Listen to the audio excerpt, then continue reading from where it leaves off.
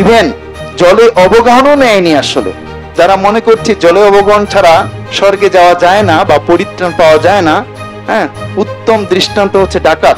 ডাকাত কিন্তু জলে অবগাহনও নেয়নি, কিন্তু কিভাবে স্বর্গে গিয়েছেন? বিশ্বাসের মধ্য দিয়ে। এই জন্য এফেসীয় 2 অধ্যায় 8 পদে বলা হয়েছে, বিশ্বাস দ্বারা তোমরা পরিত্রাণ পাইয়াছ। এই জন্য গালাতীয় পুস্তকে বলা হয়েছে আমরা বিশ্বাস দ্বারাই ধার্মিক গণিত হয়েছি, ব্যবস্থা দ্বারা নয়, কাজ দ্বারা নয়। রোমীয় পুস্তকে বলা হয়েছে।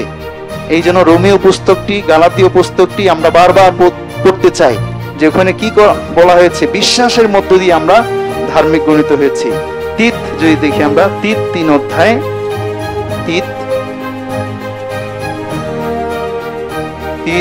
3 অধ্যায় 5 পদ, 3 অধ্যায় 5 পদ। কিন্তু আপনার দয়ানুসারে পুনর্জন্মের স্নান ও পবিত্রতার নূতনীকরণ দ্বারা আমাদিগকে পরিত্রাণ করিলেন।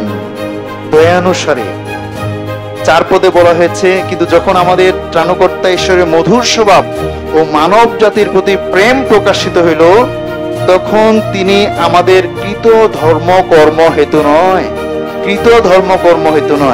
কিন্তু আপনার দয়ানুসারে পুনর্জন্মের স্নান ও পবিত্রতার নূতনীকরণ দ্বারা আমাদিগকে পরিত্রাণ করিলেন। এই পরিত্রাণটা ফ্রি, আত্মার পরিত্রাণটা ফ্রি গিফট, ফ্রিলি। যখন আমরা বিশ্বাস করি তখনই এই আত্মার পরিত্রাণ হয়ে যায় না। প্রথম পিতর 1 অধ্যায়ে দেখি, 1 অধ্যায় 8-9 পদে এখানেও বলা হয়েছে, তোমরা তাহাকে না দেখিও প্রেম করিতেছ, এখন দেখিতে পাইতেছ না, তথাপি তাহাতে বিশ্বাস করিয়া অনির্বচনীয় ও গৌরবযুক্ত আনন্দে উল্লাস করিতেছ, এবং তোমাদের বিশ্বাসের পরিণাম অর্থাৎ আত্মার পরিত্রাণ প্রাপ্ত হইতেছ। এখানে বলা হয়েছে তোমাদের বিশ্বাসের পরিণাম, বিশ্বাসের মধ্য দিয়েই আত্মার পরিত্রাণ আমরা পেয়েছি। কোনো কাজের মধ্য দিয়ে নয়, কোনো ধর্মকর্ম প্রার্থনা উপবাসের মধ্য দিয়ে নয়। অবশ্যই ধর্মকর্ম প্রার্থনা উপবাস সবই তিনি গ্রহণ করবেন পরিত্রাণ পাওয়ার পরে।